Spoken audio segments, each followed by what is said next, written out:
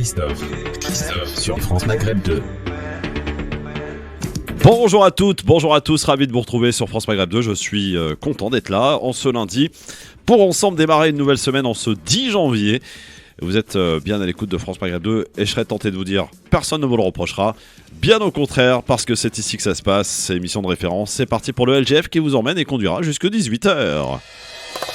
Et on suivra tout à l'heure, évidemment, le début du Maroc qui rentre dans cette compétition. Le Maroc qui affrontera le Ghana à 17h, alors que le Sénégal a battu le Zimbabwe 1-0. On a frôlé la surprise de la première surprise de la CAN. Le Sénégal qui a marqué dans les toutes dernières minutes. Et demain, vous le savez, à 14h, Algérie-Sierra Leone, demain à 14h. Et la Tunisie jouera mercredi contre le Mali. Voilà pour cette Coupe d'Afrique des Nations qu'on va suivre évidemment de très près. Tout à l'heure, on continuera d'écouter vos propositions pour ce programme du LGF, car le LGF s'engage et a décidé de ne pas rester spectateur. La proposition de vendredi a été rejetée suite à un sondage Twitter, donc elle ne figurera pas dans le programme du LGF. C'était donc cette proposition qui avait été choisie par Farid, Tarek et Emmanuel Dupuis, que les auditeurs, que les tweetos ont rejeté à la suite d'un sondage, à savoir la proposition était de remettre l'anonymat concernant les parrainages dans l'occasion pour les candidats à la présidentielle. Les jaunes disent non, voilà, ils vous ont dit non à 68%, donc c'est un non très net pour le coup. Ça ne figurera donc pas dans le programme. Au programme donc de cette émission aussi tout à l'heure, une invitée qui s'appelle Absakara Mustafa. Elle est journaliste, elle est géopolitologue, commentatrice, on peut le dire, critique. Elle nous présentera son livre Berbère de Sion, qui est sorti le 9 novembre 2021. Elle sera avec nous tout à l'heure. Elle réside à Londres. Et puis on va parler de cette fracture. Emmanuel Macron, avec ses provocations, a-t-il fracturé le pays? C'est ce qu'on pourra se poser comme question. On se la posera avec nos deux débatteurs aujourd'hui, à savoir Monsieur Abina et Tarek Sassi. C'est parti. Le Grand Forum, Christophe Fro sur France Maghreb 2. Le Grand Forum. Et on n'oublie pas évidemment le zapping tout à l'heure, bien entendu. Tarek Sassi, comment ça va mon Tarek? Ça va très bien. Et ça fait plaisir de te revoir. Heureux de revenir sur on le peut Grand le dire Forum. aux gens, t'as été un peu malade. Ah, très malade, ouais. Très malade. Ah ouais, je me suis microné, quoi. Ouais. Ah, je me suis fait microner, ouais. Espèce de covidio. Ah, qu'est-ce que tu veux que je te dise? Ouais. On fait tout pour, pendant 2 ans, on est là, on esquive. On est là, on fait le fier et tout, et puis un jour... Ah ouais, je continue de Tcha faire le fier. Je continue. Tcha Ouais. Gamal Amina, salut mon Gamal. Salut Christophe. Salut Toi, t'es Tarek. passé, toi, t'as eu le Brésilien, toi. Ouais, j'ai eu le méchant au départ. Ouais. Mais je félicite Tarek, qui s'en est bien sorti quand même. Ah, mais le secret de tout bon Tunisien, de l'ail, du piment... T'as bien fait de rester isolé. Hein. C'est clair. Et de la shorba, hein. Ah ouais. Ah, c'est comme les Algériens, Shorba. Et beaucoup de poissons. Ah ouais. Ouais. Non, il faut prendre de la vitamine C. Absolument. Mais il y a tout ça dans ce que je viens de dire. Ouais. Ouais. Je suis pas sûr pour la Shorba. Et la vitamine har. De l'huile d'olive aussi, c'est pas mal. C'est clair. Bien sûr. Ouais. Bon, et ben en tout cas, c'est heureux de te revoir et en pleine forme, mon Tarek. Ça me fait plaisir de revenir. Bon. Alors, c'est parti pour le quiz. T'es chaud, patate? Ah bah, on va essayer de réédicter une victoire, hein, quand même, ça date la dernière fois. Ouais. Mais bon. On y va. Le quiz. Voici la première question, messieurs. Où s'est tenue la première assemblée générale de l'ONU en New York. 1946? New York. Non, monsieur. À Genève alors. Non. À Berne. Washington, Non. Londres. Londres J'allais est une dire, bonne bien réponse. Tarek Sassi, C'est à 2 doigts. bonne réponse. Eh oui, mais ça s'est constitué là-bas. Maintenant, je viens de m'en rappeler. Hein. Ouais. London. London. Christiane Taubira, candidate à la primaire de gauche. Qui lui a répondu hier? Quand c'est non, Anne c'est Hidalgo. non. Non, monsieur. Jadot. Jadot est une bonne réponse. Écoutez plutôt. Quand c'est non, c'est non. Donc vous ne participerez pas à la Mais primaire non, populaire? non. Vous avez peur ou pas? Mais non, je suis issu d'une primaire citoyenne, la primaire des écologistes. Voilà. Quand c'est non, Madame Taubira. Voilà. Ça devient compliqué cette primaire. Hein. Bon. Bonne réponse. Un partout entre Abina et Tarek Sassi. Le match s'annonce ouvert. Je cherche une émission de télé qui a fait sa première. C'était une émission littéraire en 1975 sur Antenne 2. Apostrophe. Bernard Pivot. Bonne réponse, Je Abina. l'avais en plus. Qui garde les chats et le chien en cas de divorce? Eh bien, dans quel pays européen on a trouvé une solution radicale? Une loi permettant une garde alternée. Hollande, La Suède, Non, Danemark, Allemagne, non, Finlande. Italie, non. Espagne. Espagne Bien. est une bonne réponse. Sachez qu'en Espagne, il y a la garde alternée pour les chats et les chiens. Achat et chien. Wouf, wouf, Ah, waf, waf, miaou. Voilà. Ça nous fait 2-2. 5e question. Je cherche une créatrice d'une célèbre maison de haute couture française, morte en 1971. Richie. Non. Non, alors c'est. Comment ça Coco. Coco Chanel. Chanel est une bonne réponse. 6e question. Quel ancien vice-président des LR Guillaume Pelletier.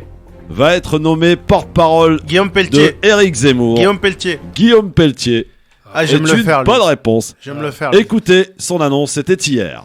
Le seul candidat fidèle aux valeurs du RPR, le seul candidat capable de battre Emmanuel Macron parce que capable de rassembler tous les électeurs de droite, le seul candidat fondamentalement courageux et lucide sur l'état de la société française. J'ai décidé de soutenir Éric Zemmour. Et il a été exclu, évidemment, illico presto des LR. C'est logique. Il est à l'image de cette droite dite nationaliste qui aime nous avoir comme bouc émissaire des problèmes de la France et de l'Europe. Et ce mec-là n'a soutenu que des perdants. Et c'est même pas un scoop qu'il se retrouve à côté d'Éric Zemmour. Et ce sera pas le dernier. Dernière question, on est à égalité parfaite Mhm. entre Abina et Tarek Sassi. Je cherche un chanteur britannique mort Sting. à New York Ah, mort. en John Lennon. 2016. John Lennon. Non, non, en 2016. 2016. Ah merde. Euh... David Bowie. David Oh, y a- Bowie. y a- est une bonne réponse. J'ai gagné encore une fois. Ah, il s'est fait laminer le Abina. Eh, je voudrais dédier cette réponse à mon défunt ami Philippe Jarvis, grâce à qui j'ai gagné ce point. Jarvis.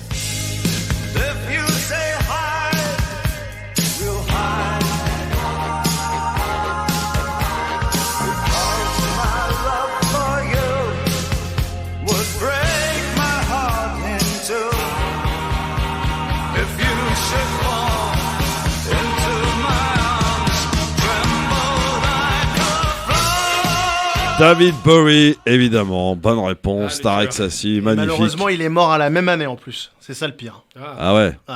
c'est pour ça que je te rappelle. le drame. Ouais. Bon. Restez avec nous. Dans un instant, on va écouter le zapping. Avec, dans le zapping, on a du Laurent Ruquier, très énervé. On a du Taubira qui annonce sa candidature. On a quoi d'autre encore? Bah, vous verrez bien, restez avec nous, quoi. Ça se passe ici sur France Maghreb 2. Et on va parler d'Emmanuel Macron, qui était d'ailleurs à Nice aujourd'hui. On l'écoutera, il a une grosse proposition à faire pour 2030. Voilà. Et puis, voilà, Emmanuel Macron qui était à Nice. Et justement, est-ce qu'il a, par ses provocations, par ses peut-être, comment dirais-je, ces lois en pagaille qui ont contredit, ces annonces, est-ce qu'il a fracturé le pays? On peut se poser la question parce qu'aujourd'hui, quand on voit des débats à la télé, faut-il faire payer le soin des non-vaccinés? Je pense que quand même là, la France des droits de l'homme, c'est fini. Terminé. Enterré.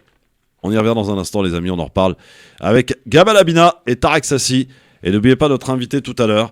Elle s'appelle Hafsa Kara Mustafa. Elle est journaliste. Journaliste, bien entendu, analyste politique et commentatrice.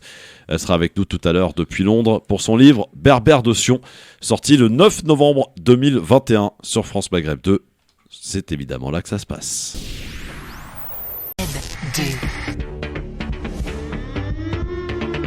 Le LGF, le Grand Forum, une émission qui devrait être remboursée par la Sécurité Sociale, m'a été fait remarquer par Razik Métiche. Je trouve ça intéressant. Ouais.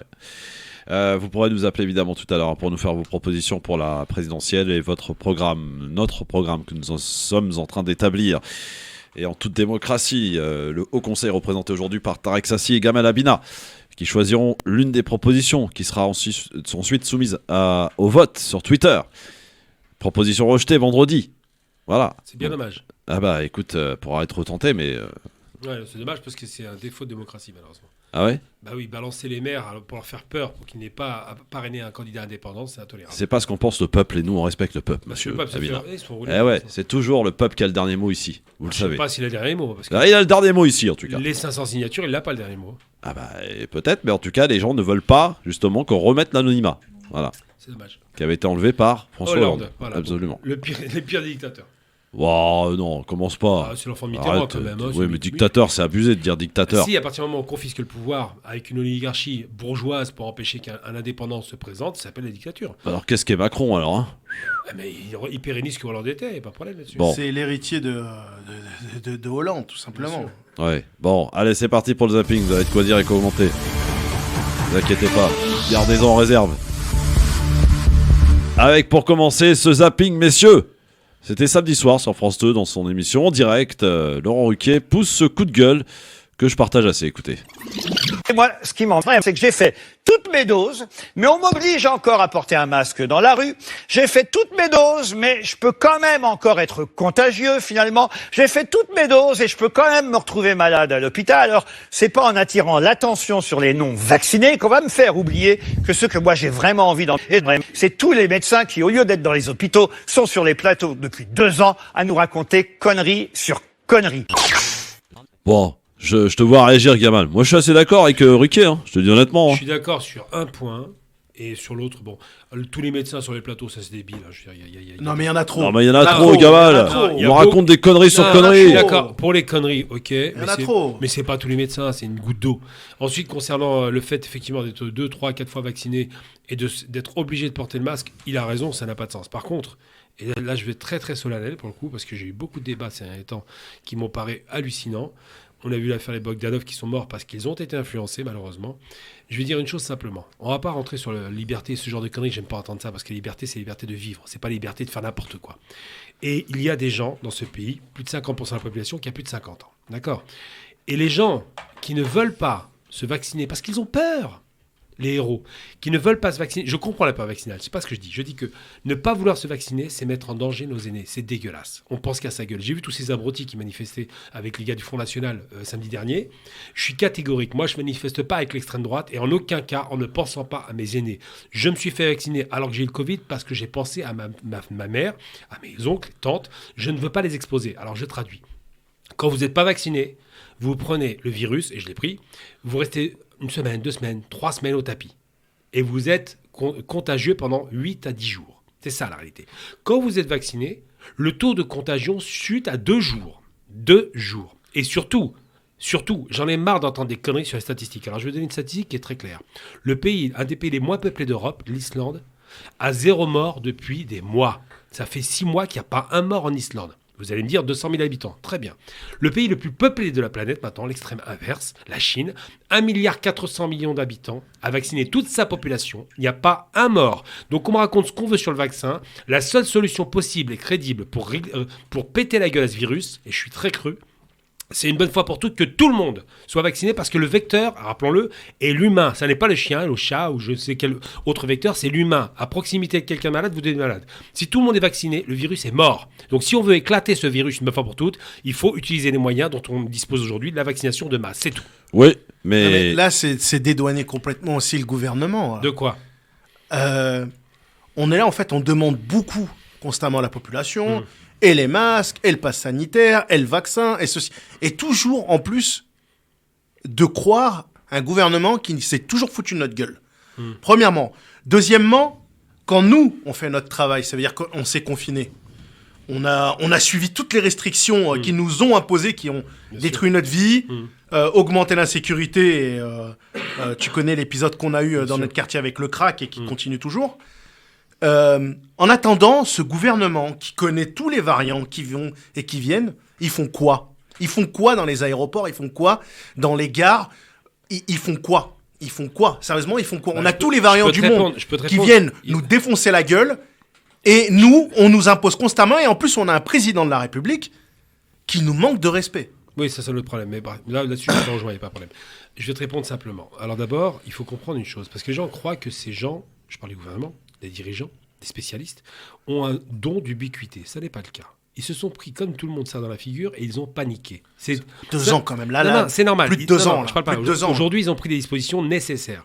À l'époque, ils ont paniqué parce que personne ne savait ce qui se passait. Je rappelle quand même, rappelez-vous un peu de la folie hystérique qu'on a eue. Ils nous ont fait croire que le virus restait 9 jours sur le sol, sur une surface morte. D'accord ?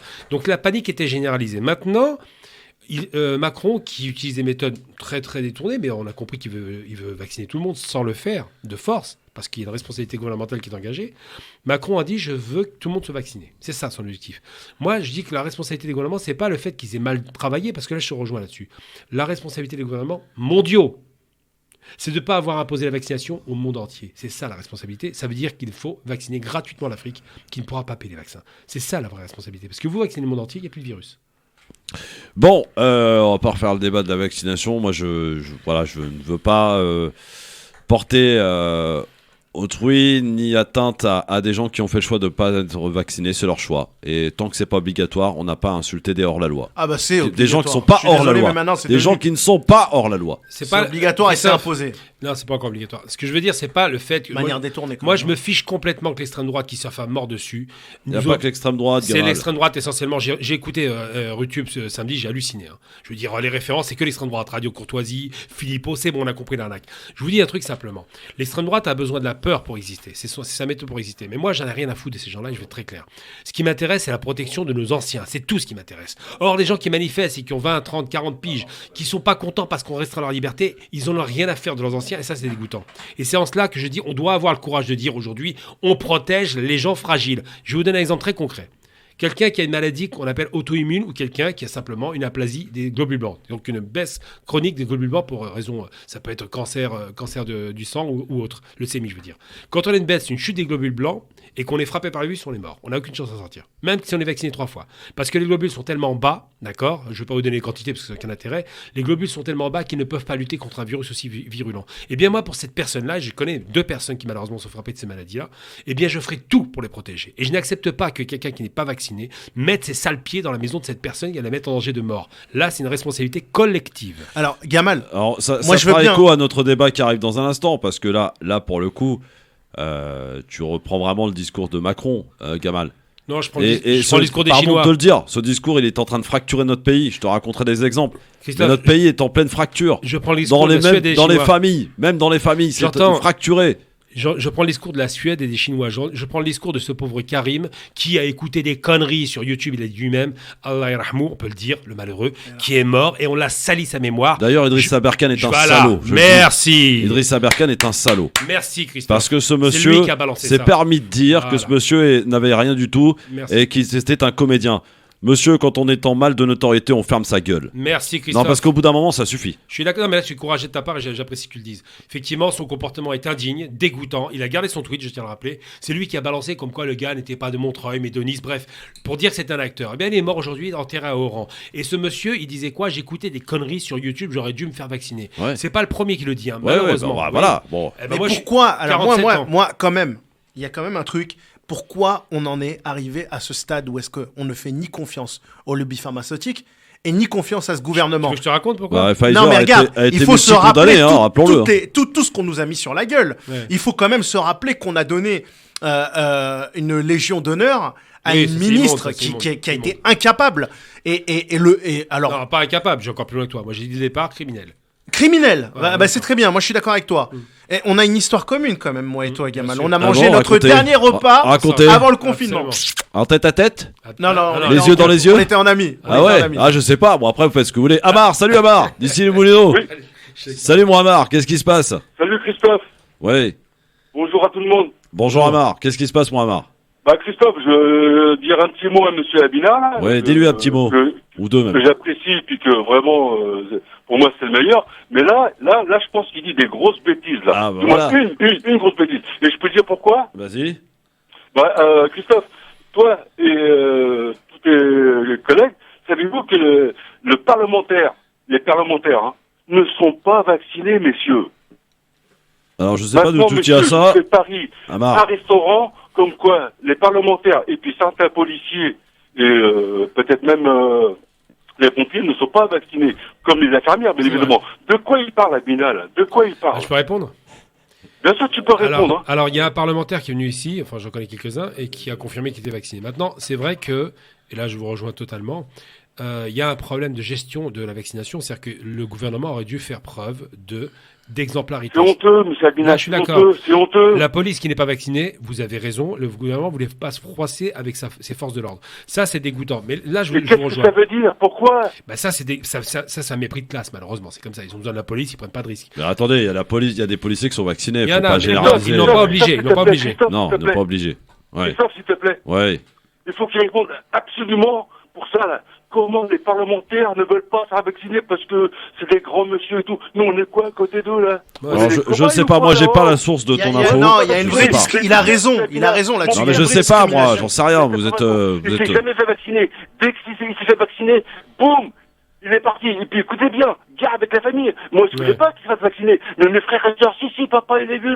Écoutez, ça, c'est un poison, c'est pas un vaccin. Maintenant, bon sang que ça qu'a fait ses choix, les papas, on ne touche pas. Et puis, comme j'étais seul, comme je suis plusieurs frères et sœurs, ils ont pris ceux qui étaient plus d'accord. Et voilà, mon père, il est parti il y a même pas 15 jours. Et je vous dis franchement, je suis alors là, hors circuit, là. Et maintenant que j'apprends par Monsieur Collard, l'avocat, comme quoi les parlementaires ne sont pas vaccinés, et on va où? Les filles ne sont pas vaccinés, on va où? Qu'est-ce que ça veut dire quoi? Il faut se méfier, Collard, c'est Front National. Abina qui pleure.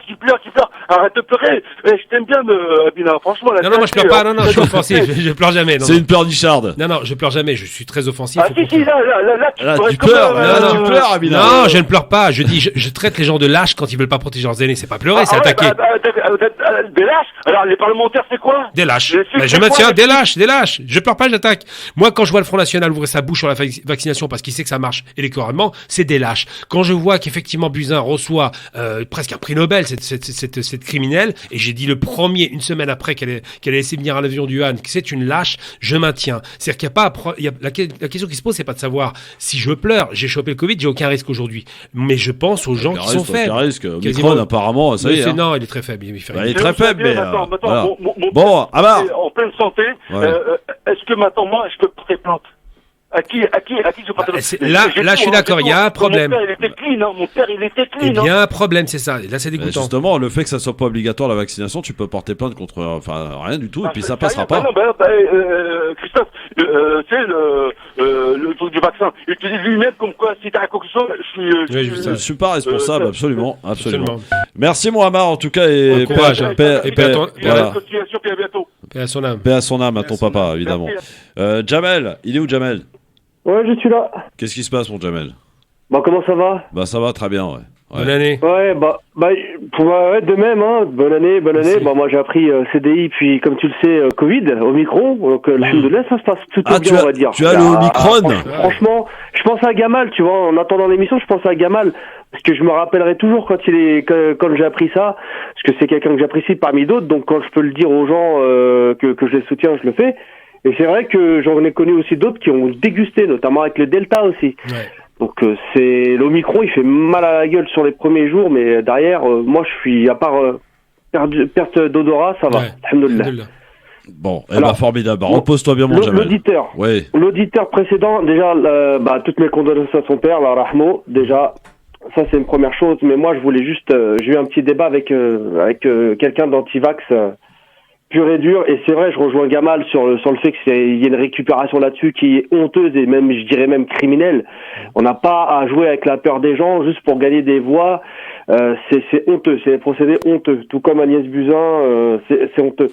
Mais moi qui suis à la maison, qui suis positif, j'ai fait des autotests et je sais comment on les pratique, pour qu'ils soient sûrs. J'ai ma belle-mère qui n'est pas vaccinée.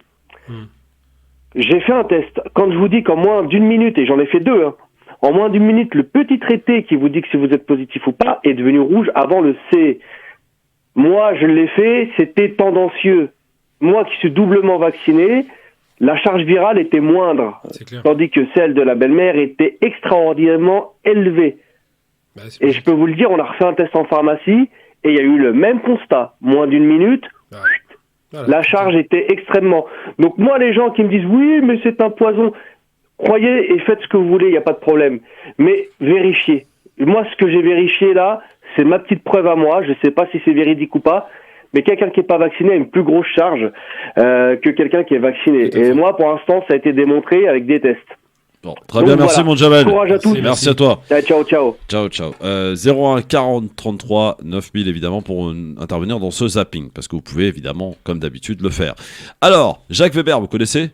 Il était invité à parler des présidentielles, des candidats, interviewé par Pascal Clark, que j'aime beaucoup d'ailleurs.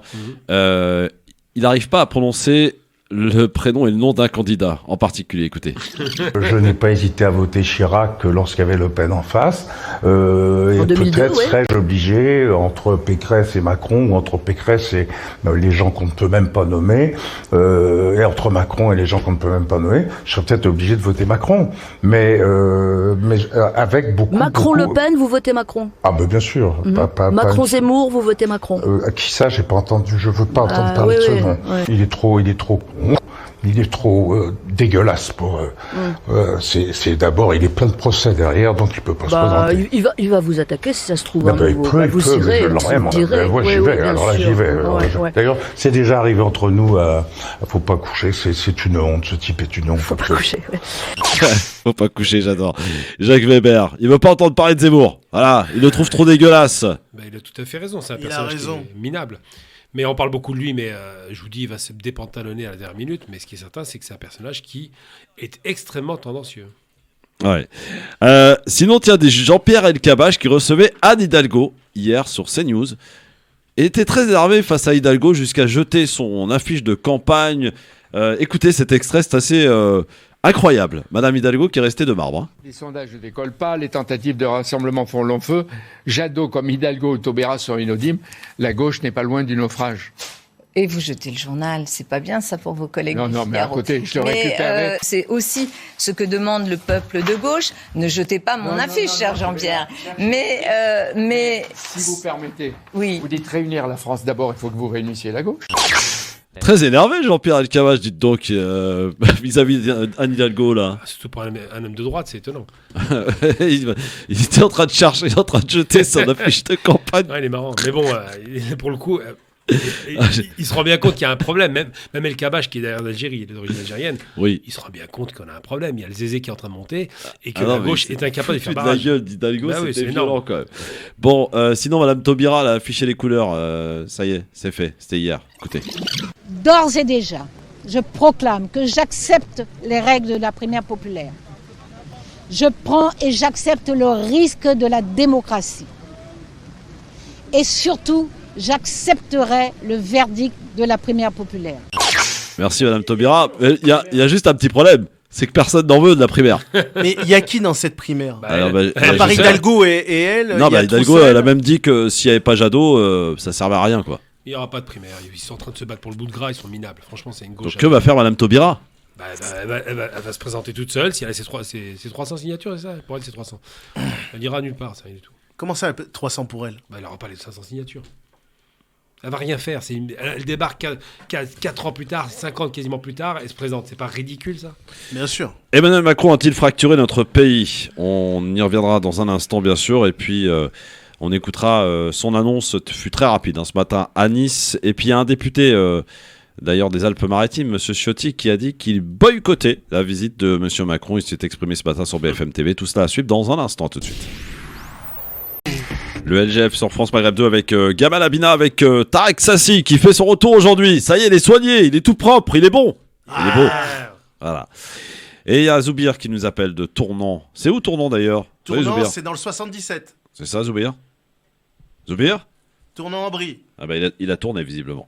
Il nous rappellera notre Zoubir tout à l'heure évidemment. Alors, Emmanuel Macron qui était donc en déplacement aujourd'hui à Nice, il y est toujours d'ailleurs, il a affiché son intention pour la police. Écoutez cette annonce ce matin faite à Nice. On met de l'argent, on investit, on forme plus, mais on organise mieux aussi, c'est ce qu'on doit à nos compatriotes, pour avoir plus de monde présent sur le terrain et efficace. Et on a un objectif qui est de doubler la présence policière sur la voie publique à horizon 2030. À l'horizon 2030, doubler la présence policière sur le terrain. Toujours des horizons qu'on pourra jamais authentifier. Toujours. Et horizon 2040, nous aurons résorbé. Il n'y aura plus d'SDF. Mais à chaque fois. Oh là là. En 2030, en tout cas, chose est sûre, il ne sera plus là. Mais ce qui est sûr aussi, c'est que les horizons, en général, on voit des mirages. Hein. Ouais. Horizon, c'est le nouveau parti qui est en train de le soutenir d'ailleurs. Hein. Ah oui. Ah oui, le parti qui a été créé par l'homme panda. C'est pas gentil. Il fait du vitiligo. C'est qui l'homme panda? Édouard Philippe. Ah, Édouard Philippe. Ah oui, d'accord, ok. Alors, il y a un député des Alpes-Maritimes qui a annoncé ce matin sur BFM TV boycotter la visite d'Emmanuel Macron. Et il explique pourquoi, écoutez. Je ne vais pas au meeting du candidat Macron. C'est naturellement le candidat, la question vient d'être posée, qui est à Nice aujourd'hui. C'est un déplacement de campagne accueilli par les soutiens politiques de M. Macron. Vous savez, la Libye s'est déposée la première pierre d'un commissariat dont on n'a même pas déposé le permis de construire, dont on n'a même pas lancé les études. Il faut savoir qu'un jury se réunira à peine demain au ministère de l'Intérieur pour choisir des équipes dont le lauréat sera désigné au mois de juillet prochain. À partir du mois de juillet, on aura des procédures de dépôt de permis après de longues études. Donc aujourd'hui, c'est très clairement un déplacement de campagne du candidat Macron qui veut essayer de gommer le bilan calamiteux qui est le sien en matière de sécurité.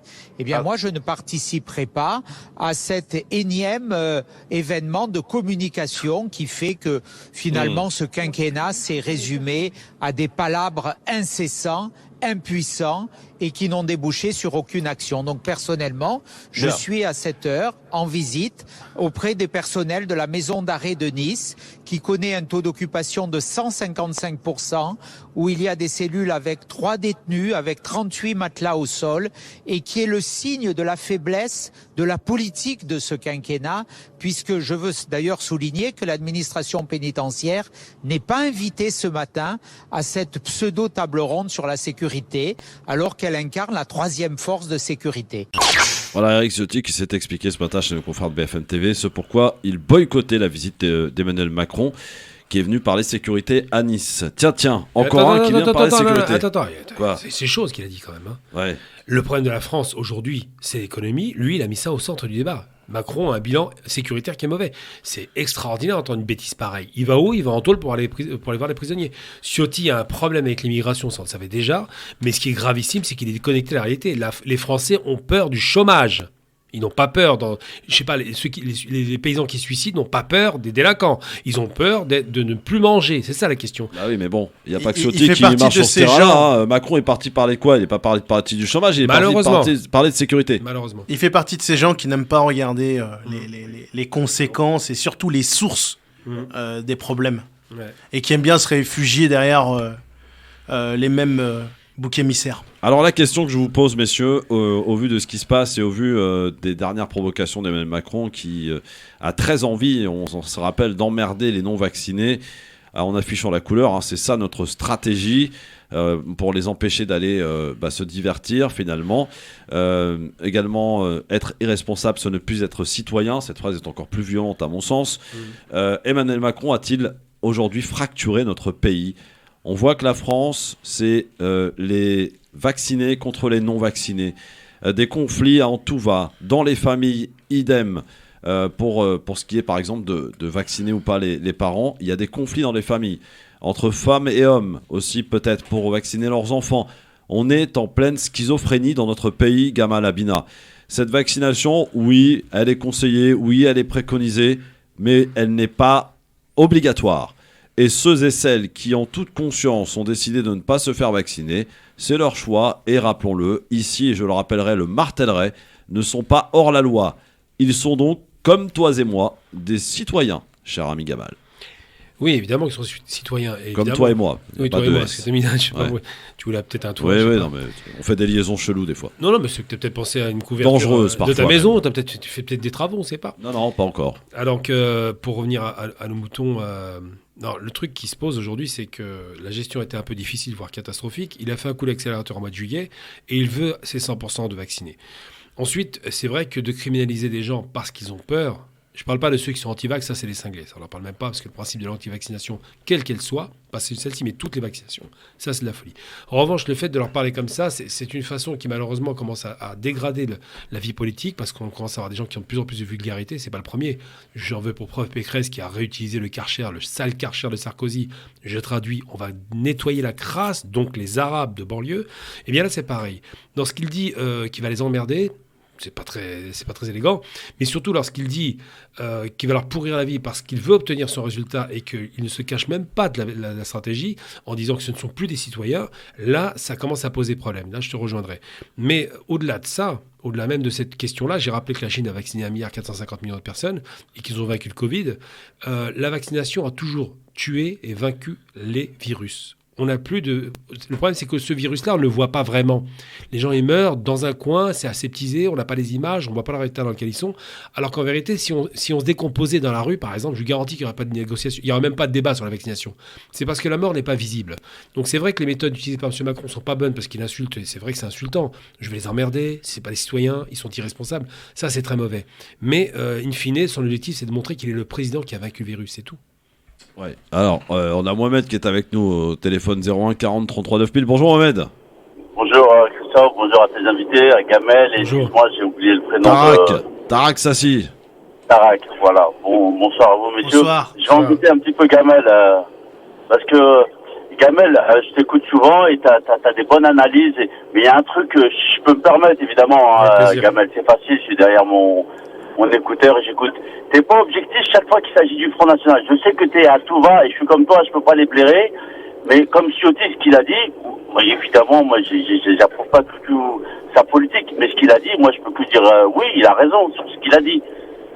Par rapport à l'autre qui vient pour sa campagne. Évidemment qu'il vient pour sa campagne. Qu'il y a une surpopulation dans les prisons. Il a dit que du vrai. Dès qu'il s'agit du truc, faut, voilà, si je peux me permettre, Mohamed, je vais me faire l'écho de ton propos. En fait, Gamal, quand on parle du Front National, tu n'écoutes pas. Tu rejettes tout en bloc. Même si le Front National peut dire une vérité, tu la rejettes. Non, je vais plus loin. Bon, on va essayer. Bah si, non, mais c'est vrai. On va donner un propos plus subtil. Tout à l'heure, je faisais référence au fait que les Français aient peur. Ils ont peur pour l'économie, c'est la priorité. Donc ça, c'est une réalité, le chômage, l'économie. Donc ça, c'est pas discutable. Ciotti nous parle de sécurité, très bien, parce que Macron vient pour la sécurité, très bien. Bah oui. On est dans le discours sécuritaire. Le problème, c'est que c'est pas trois délinquants dans une cité qui font la politique de la France. Et je le dis et je le répète, là, je vais être très dur, mais il faut l'entendre. Quand on est faible, il faut l'accepter. Nous, les arabo-musulmans de France, nous ne valons rien, nous ne pesons rien politiquement. Malheureusement. C'est-à-dire qu'on est... Voilà. Et donc, parce qu'on est faible, ils nous tapent dessus. Et c'est lâche de leur part. C'est facile de dire, et je suis le premier à condamner la délinquance. Sauf que moi, ma politique, elle est simple. C'est de dire quoi ? Le Front National nous tape dessus parce qu'il veut nous éradiquer en termes de délinquance. Moi, je dis qu'un délinquant, on doit lui donner le choix entre deux possibilités. Soit on le met à l'amende, soit on le fait travailler de force. Et quasiment les travaux obligatoires, je suis pour. Soit on lui donne une chance de travailler. Mais de travailler honnêtement. Si on lui ferme si on lui ferme la seconde porte, je vois pas l'intérêt. Le bâton et la carotte, ça fonctionne. Mais si on met des coups de bâton, au bout d'un moment, vous avez des radicalités. Ouais, moi, je trouve ça un peu dur parce que, franchement, Hollande et Macron réunis ont vraiment été très violents envers les musulmans. Hein, je te rappelle quand même. Bien sûr. Non, mais je te rappelle, après les attentats, Hollande, on a été perquisitionné qui, monsieur Abina ? Oui, Hollande, Macron et Sarkozy, qui a quand même été très loin. Mais ce que je veux dire, Chirac, du temps de Chirac, vous vous rappelez de Chirac ? On n'avait pas de problème avec les musulmans. Il n'y avait aucune tension, parce que la politique était équilibrée. Aujourd'hui... en 2005, c'était Chirac au président. Non, c'est pas Chirac, c'est Sarkozy. Oui, c'était Chirac président. Sarkozy, et Chirac lui rentrait dedans. Sarkozy a mis le feu. C'est une politique pro-arabe. Déjà, c'est vrai que les rapports sont différents. Bon. Mais comme moi, je comprends Christophe, Hollande et Macron, ils sont pas fait de cadeaux musulmans. Ah non, pas du tout. Avec les lois séparatisme, avec les lois. Je défends pas, faut être clair. Mais faut arrêter quoi. Je veux dire. Marine Le Pen a fait quoi de plus ? Pire. Elle ferait pire parce que Marine Le Pen. Je sais pas. Non, elle ferait forcément pire. Les lois les plus liberticides ont été passées. Voilà. Bon, Mohamed, on est obligé d'y aller. Il y a la pub. Je suis désolé. On continue dans un instant. À tout de suite. Mais est-ce qu'on a vraiment besoin de Marine Le Pen ? Le LGF, dans quelques minutes, on sera avec notre invité, journaliste, analyste politique, commentatrice. Elle sera avec nous, Afsa Kara Mustafa, sur France Maghreb 2, pour parler de son livre Berbère de Sion. Donc sorti le 9 novembre 2021. On est toujours avec Mohamed là. On parlait, Mohamed te faisait la réflexion, Gamal. Voilà à propos quand il s'agit du Front National, t'es plus très objectif. Ton objectivité, Et voilà. Et après, ce qu'il dit, bon, moi, je trouve ça sensé, ce qu'il a dit, les Ciotti. Je suis pas du tout d'accord avec sa politique. Mais voilà, c'est juste par rapport à ça. Juste pour dire, moi je prends pas Ciotti sur une déclaration, mais sur une globalité de ses déclarations. Elles sont toujours orientées, c'est anti-arabe, anti-musulman. D'accord. Alors ensuite, pour l'objectivité du Front National, le problème c'est que je travaille beaucoup sur l'extrême droite. Je rappelle, alors ça, je vais revenir rapidement sur l'histoire, l'OAS est une réaction à l'OS, l'organisation secrète algérienne. Donc c'est une réaction d'extrême droite. Ensuite, le Front National est une réaction au FLN, ils ont retiré le L. FLN, FN. À chaque fois, et ça a été fondé 10 ans après la guerre d'Algérie. Ces gens-là ne nous veulent pas du bien parce qu'ils ont perdu leur empire colonial. Donc, c'est resté en sous-jacent. La fille de Le Pen a été éduquée par son père. Donc, elle a les idées de son père, c'est évident. La différence entre... Bon, Ciotti est de droite plus ou moins, mais bon... La différence entre le Front National et la droite, c'est que le Front National, s'il arrive aux commandes, il appliquera son programme. Et son programme, il faut le lire quand même, il est exclusif, il est stigmatisant, il n'attaque que l'immigration. Ils n'ont pas de programme économique, c'est des ultralibéraux, mais ils ont un programme anti-immigration depuis quand même 50 ans. Si je peux me permettre, je suis d'accord. Tout ce que tu dis, j'approuve évidemment. Mais eux, et voilà, ils ont donné leur programme, ils l'assument. Mais tout à l'heure, on parlait de Hollande et Macron, c'est le vivre ensemble, et eux... Voilà, c'est ça qu'on les reproche. Eux, ok, on sait de quel côté ils sont. Mais le Macron et le Hollande, soi-disant de gauche, socialiste, bon, centre un petit peu Macron, la politique qu'ils ont fait après les attentats... La lepénisation des esprits. C'était le musulman, voilà, on avait une cible sur le dos, quoi, en gros. Non, mais je suis d'accord, mais de toute façon, moi, j'ai aucune sympathie pour le PS, donc c'est réglé, je les déteste. C'est pas que je les aime pas, je les déteste presque plus que le Front National. C'est dire à quel point j'ai une détestation pour ce parti de brigands. Je rappelle quand même que Mitterrand était un homme d'extrême droite dans sa jeunesse, on l'a oublié ça. Mitterrand, un ancien de Vichy. Un ancien de Vichy, l'assassin qui a coupé des têtes des Algériens, le type qui voulait l'Algérie française, bref, aucune sympathie pour le PS. Mais il y a des gens dans le PS qui mettent des freins, c'est-à-dire qu'ils peuvent pas se lâcher. Et c'est vrai, je te rejoins là-dessus, on peut pas accepter les lois liberticides, stigmatisantes, ciblantes, ils ont mis le paquet contre nous. Mais ça, c'est la lepénisation des esprits. C'est-à-dire que ce qui est inquiétant en France, c'est pas le fait que le Front National arrive aux commandes, c'est que ces idées aient progressé à ce point aujourd'hui. C'est ça qui est le plus inquiétant. Voilà, ça vend bien, c'est bon vendeur, voilà. Merci Mohamed en tout cas pour ton Merci appel, encore. à très vite Mohamed. Merci à vous. À bientôt, au revoir. 01 40 33 9000 évidemment pour nous dire à quel point Tareq Sassi, le Emmanuel Macron a selon toi fracturé le pays, si tel est le cas. Mais est-ce qu'on a attendu qu'il le fracture pendant cette crise sanitaire ? C'est juste les derniers clous du cercueil. Depuis le début de son mandat, cet homme est méprisant.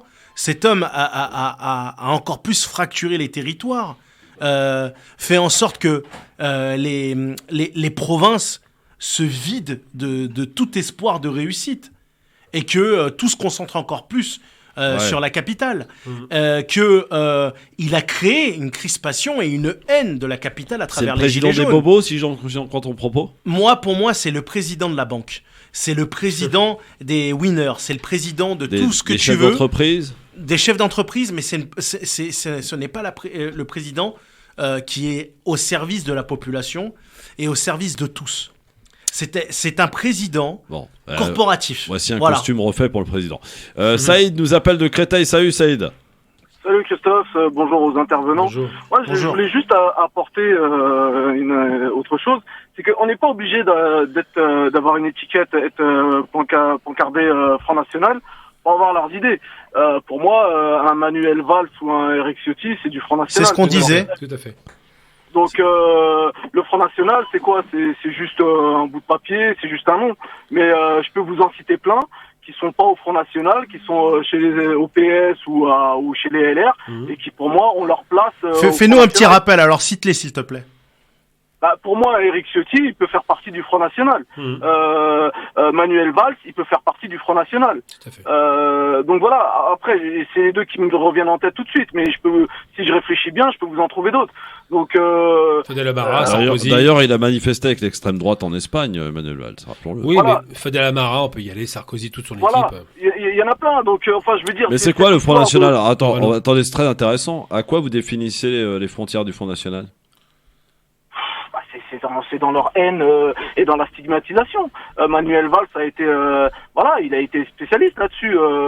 Toute sa haine et sa stigmatisation envers les musulmans sous donc couvert les lois passées sous Hollande et sous Macron, je vais vous en citer quelques-unes. Les lois contre le séparatisme, la loi sécurité globale, sous Hollande, l'état d'urgence pendant 2 ans, perquisition, plus de 3000 perquisitionnés après les attentats, des mosquées principalement, mais aussi des appartements, des maisons à 6 heures du matin chez des personnes qui avaient un certain aura, évidemment tous musulmans, des bibliothèques, etc.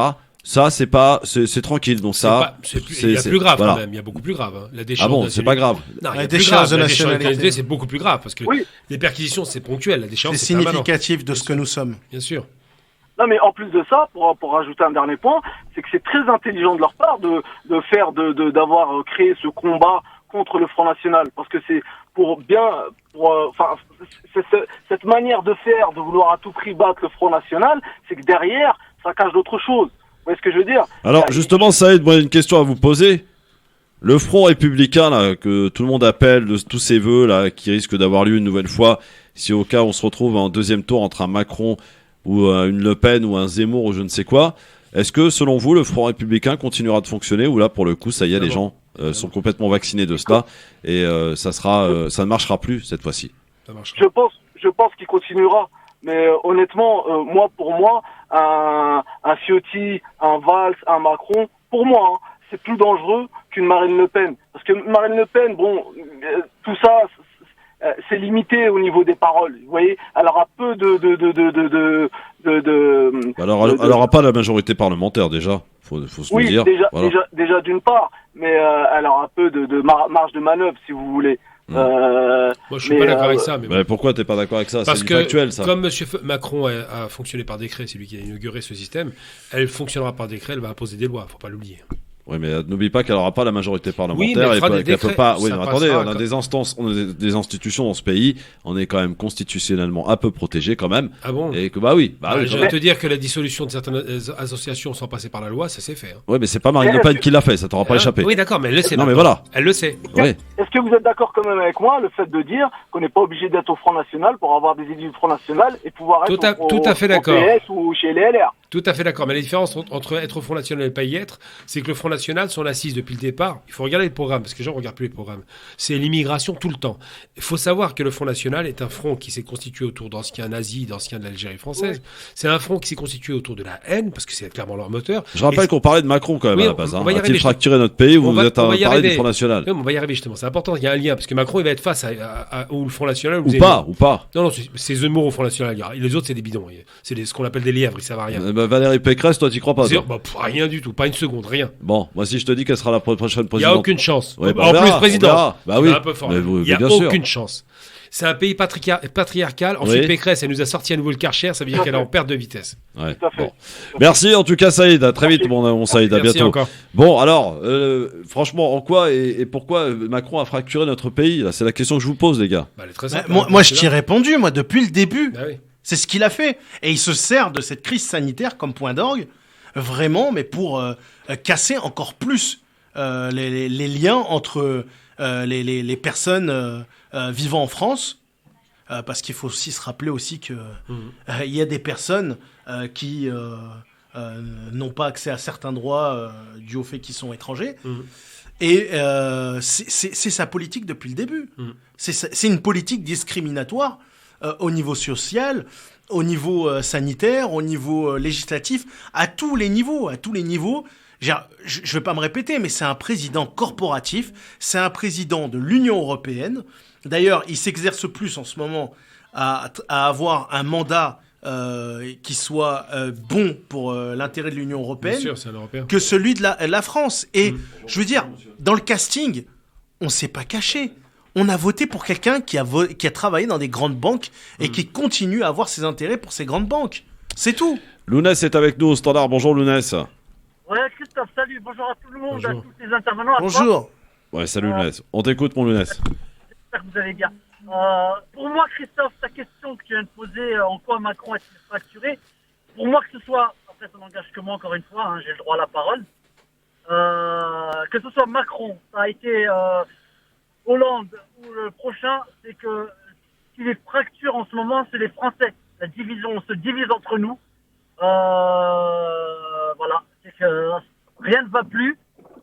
On a du mal à se parler socialement, et que c'est là où ça peine vraiment. Voilà. Voilà, il n'y a plus le goût du travail, il n'y a plus le goût du loisir. Bon, après, on dit la crise sanitaire, oui, ça a amené beaucoup, mais pas que. Voilà. C'est vrai. Les Français, on doit se prendre en main, s'unir et être un petit peu maître de notre destin. Voilà, c'est tout ce que j'avais à dire, Christophe. Merci beaucoup, mon Lounès. À très vite. Merci beaucoup. 01 40 33 9000. Début du match entre le Maroc et le Ghana, les amis. Ah, ouais. J'espère qu'ils vont gagner. Pourvu que Marc Ghana ou le Maroc gagne. Non, le Maroc, moi je suis plutôt maghrébin, faut être honnête. Ouais, t'es nationaliste, toi. Non, maghrébin, je suis multinationaliste alors. Non, mais c'est parce que c'est une belle équipe. C'est deux belles équipes, mais mon cœur penche toujours du côté des Arabes. Oh là là, on s'était reposé de la Coupe du Qatar, on a directement la Coupe d'Afrique. Quel plaisir. On se repose pas avec le foot. C'est le sportif qui parle. Vous avez remarqué la provocation gratuite de M. Abila? Sur quoi? Il dit je suis toujours du côté des Arabes. Oui, la Ligue arabe. Il y a des gens qui disent qu'on n'est pas des Arabes au Maghreb. Oui, ils peuvent dire ce qu'ils veulent. Ils peuvent dire ce qu'ils veulent. Non, il n'y a pas de problème. Il y a des faits historiques et puis après, il y a ceux qui racontent ce qu'ils veulent raconter. Ça ne dérange pas. Bon, on attend notre invitée là. Apparemment, elle est à Londres et vous savez que c'est pas la même heure. Voilà. Ah, il suffit que j'appelle pour qu'elle le dise. Ah. Hop là, voilà. Eh bien, on est avec elle. Allez, on est synchro là, c'est parfait les amis. Ouais. Bienvenue en direct sur France Maghreb 2 dans le LGF, le grand forum émission de référence les amis. Pour toute la France, vous nous écoutez évidemment via l'application France Maghreb 2, via les différentes fréquences aussi à votre disposition. On en a 22 maintenant, FM et DAB, DAB+. Et l'application, vous pouvez télécharger évidemment. Et vous pourrez nous écouter par exemple à Londres, comme Absakara Mustafa qui est avec nous. Bonsoir madame. Bonsoir. Bonsoir et bienvenue sur France Maghreb 2. Alors vous êtes journaliste, analyste politique, entre autres, hein, et vous avez sorti un livre le 9 novembre 2021 qui s'appelle Berbère de Sion. Première question toute simple, pourquoi ce titre? Pourquoi Berbère de Sion?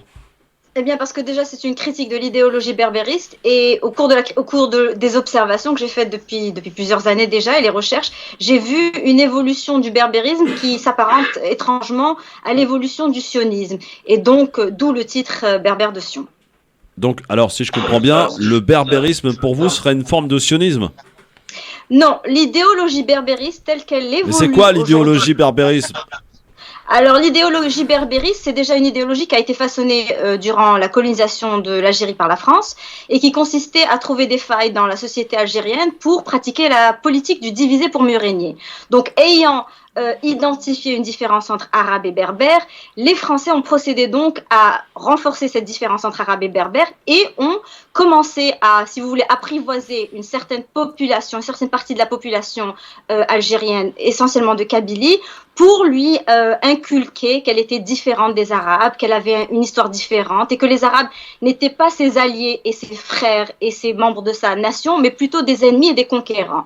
Et donc c'est comme cela que s'est façonnée l'idéologie berbériste au début de la colonisation française, qui a peiné d'ailleurs à prendre pendant les premières années de la colonisation, mais qui a pris un essor fulgurant après l'indépendance avec la création de l'Académie berbère, qui a créé tous les mythes que nous connaissons aujourd'hui quand on observe les berbères, c'est-à-dire le drapeau, le fanion berbère qui est aujourd'hui très répandu au Maghreb et en France et au Canada, le calendrier berbère également, la langue qu'on dit être la langue des berbères, à savoir le tamazight, qui n'est pourtant parlé par personne. Donc voilà toutes ces choses-là qui aujourd'hui font partie du lexique du berbère sont l'héritage de l'idéologie berbériste façonnée par la France. Comment vous pouvez dire que cette langue est parlée par personne, par des millions de gens au Maghreb, madame? Tamazight. Non, mais attendez. Je suis désolée, là c'est haché, j'entends pas. Je disais, comment vous pouvez dire que le berbère est parlé par personne? Le berbère est une langue qui est composée de différents dialectes. Non, j'ai pas dit que le berbère n'était pas parlé par personne, j'ai dit le tamazight était parlé par personne. Bien évidemment, à travers le Maghreb, on parle le kabyle, on parle le chewi, on parle le mozabite, qui sont des dialectes du berbère. Qui font partie des dialectes, qui font partie du patrimoine maghrébin indéniablement. Et sur ce point, je ne le nie absolument pas. Ce que je nie, en revanche, c'est l'existence d'une langue commune qui, aujourd'hui, jusqu'à présent, et au moment où je vous parle, elle n'existe pas. C'est-à-dire qu'il y a un procédé, au moment où je vous parle, de codifier une langue et de créer, un peu comme on a créé l'espéranto, dans l'espoir de créer une langue commune européenne, mais qui n'a jamais vraiment pris. Et donc, on est en train de faire un rafistolage linguistique pour inventer une langue qui serait la langue de tous les berbères. Mais en faisant ça, non seulement c'est faux parce que personne ne le parle, mais en plus on risque de perdre justement le véritable patrimoine berbère qui est celui des Chaouis, des Kabyles, des Chelha, etc. Gamal. Moi, j'ai lu le livre, donc c'était un livre très intéressant. J'ai vu aussi les critiques formulées de gens qui ne l'ont pas lu, parce que c'est évident qu'ils ne l'ont pas lu, sinon ils n'auraient pas parlé de racisme ou d'antisémitisme, ce qui était ridicule. Mais surtout, ce qu'il faut rappeler, moi, ce qui m'a intéressé, ce qui m'a interpellé dans ce livre, c'est pas le fait qu'on parle des berbères en bien ou en mal, puisque le berbère est un fait, évidemment, maghrébin, et c'est un fait majoritaire aussi, mais c'est un fait qui commence enfin, de la part des berbéristes, donc ceux qui ont un problème avec l'arabité, alors que c'est une civilisation avant toute chose, ils font croire aujourd'hui que l'Algérie, le Maroc et la Tunisie ne seraient que des berbères, ce qui est quand même très amusant. C'est une insulte à mes ancêtres parce qu'évidemment ils étaient qu'arabophones et qu'ils étaient arabes. Et la question que je pose aujourd'hui pour clarifier la situation, c'est effectivement, est-ce que ce livre est un livre de clarification de l'existence des Arabes au sein du Maghreb arabe et berbère, ou est-ce que c'est un livre qui voudrait diviser ? Absolument pas divisé, au contraire, c'est justement une critique d'une idéologie qui, elle, a pour but la division. Moi, j'essaye, par le biais de ce livre, par le biais de ce modeste ouvrage, de rapporter quelques clarifications, quelques explications historiques pour justement briser ces mythes qui ont été apportés et qui ont été propagés par les berbéristes qui sont soutenus à bout de bras par notamment la France et aujourd'hui le Canada et même Israël, d'ailleurs on le sait, puisque certaines personnalités comme Farhat Mehani du MAC s'est rapproché de l'État d'Israël, reçoit des fonds, etc.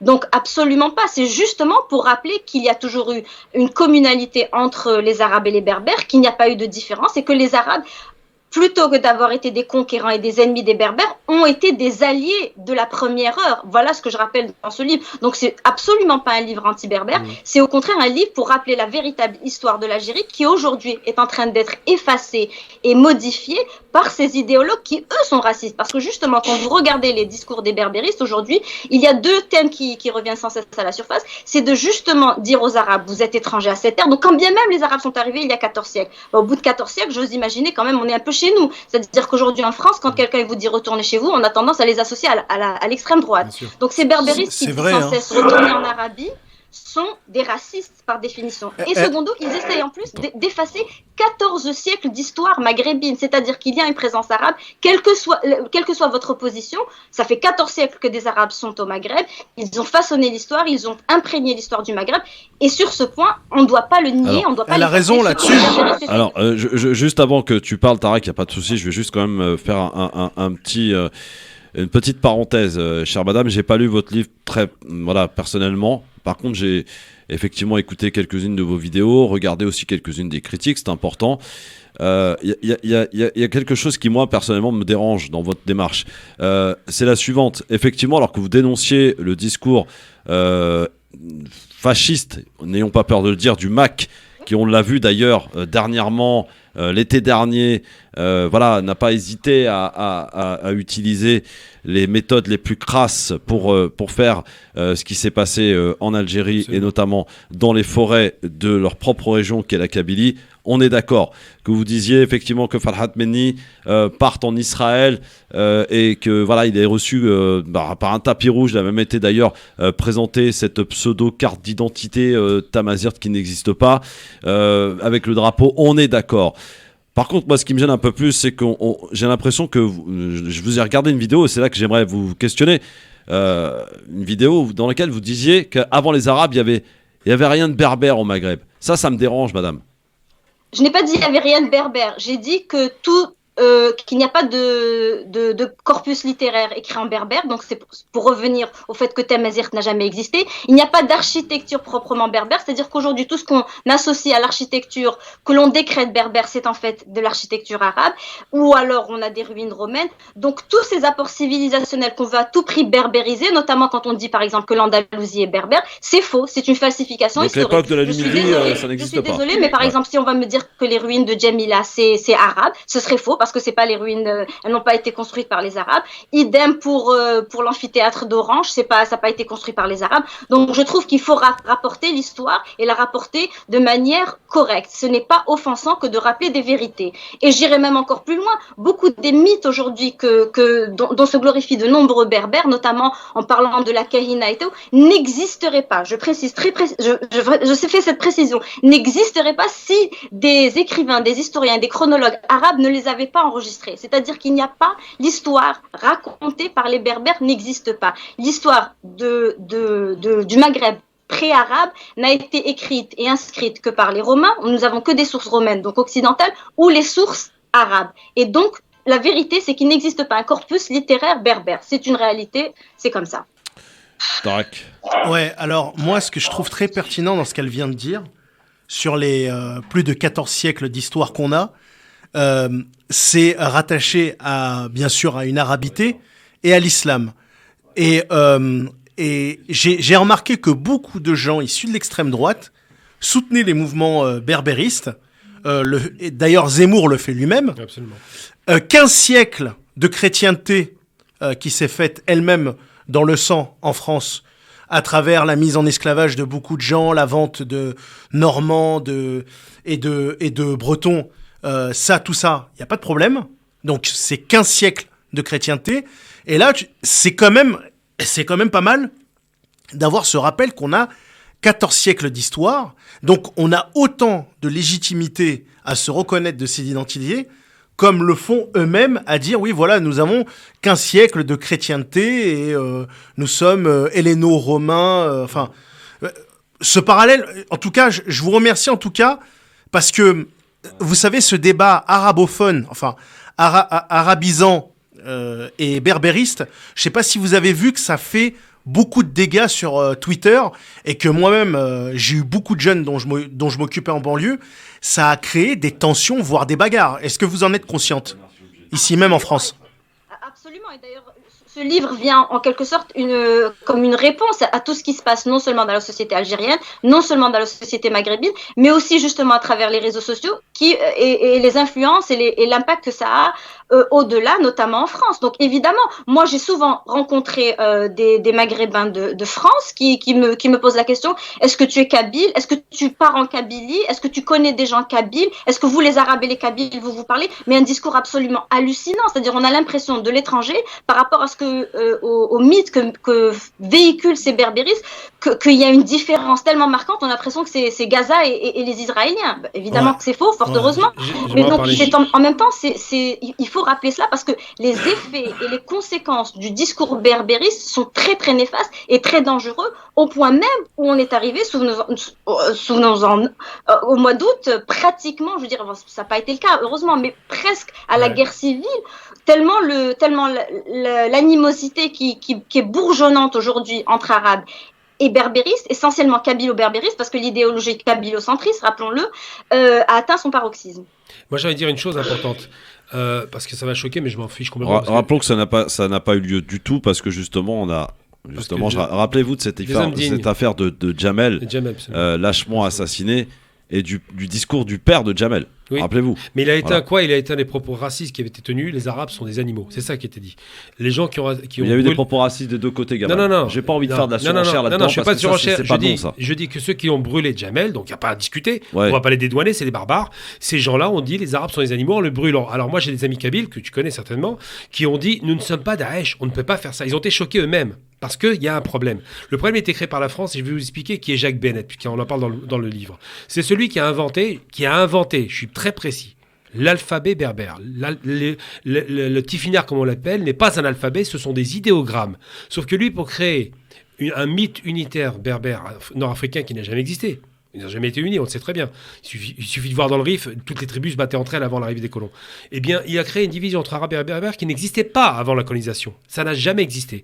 C'est le diviser pour mieux régner. Eh bien, Jacques Bennett, c'est un copain de Mitterrand et de De Gaulle. Donc, ça vous dit un petit peu ça. Et il le fait en quelle année ? Il le fait 3 ans après la fin de la guerre d'Algérie, la défaite française. Comme les Français l'ont mauvaise, ils vont créer une division chez nous artificielle. Donc, j'ai entendu une fois, je me suis pris la tête avec un chroniqueur à la radio, qui a osé me dire qu'en Irak, c'était les sauvages parce que c'était les Arabes. On l'a entendu. en sous-jacent. Et quand l'Algérie, si le Hirak se passait bien, c'est parce qu'on n'est pas arabe. Et moi, je lui dis, mais qui es-tu pour dire que je ne suis pas arabe ? Moi, je ne te nie pas ta berbérité, et j'en suis fier que tu sois berbère, mais tu n'as pas à nier mon arabité. Et ça, c'est un problème qui doit être réglé. Il faut, une bonne fois pour toutes, ne plus entendre le discours précolonial et post-colonial. Je trouve aussi que tout ça est très centralisé sur l'Algérie, sur la reconnaissance même de l'existence de l'Algérie, et que derrière tout ça, ces idées-là justement qu'on dénonce, Éric Zemmour aime à dire que l'Algérie est un État qui est central pour nous quand même au Maghreb, il faut le dire. Qu'on le veuille ou non, l'Algérie est centrale et vitale pour tout le Maghreb. Absolument. Et quand ça va mal en Algérie, ça va mal dans le reste du Maghreb. Mais cette Algérie, il dit qu'elle a 60 ans d'existence et que c'est la France qui a tout fait. Alors moi, j'aimerais savoir d'où vient Djezairi, toute cette histoire. J'aimerais qu'on m'explique tout ça. J'aimerais qu'on m'explique aussi l'histoire de ces territoires qui a servi de grenier à la France pendant après justement la disette qu'elle a connue pendant la Révolution française et Napoléon. Moi, j'aimerais comprendre tout ça et j'aimerais aussi qu'on se rappelle qu'il y a vraiment une attaque vraiment ciblée sur l'islam et sur les musulmans à travers ces théories berbéristes. Afsa, peut-être une réponse ? Oui, alors déjà, moi je vais vous dire une chose.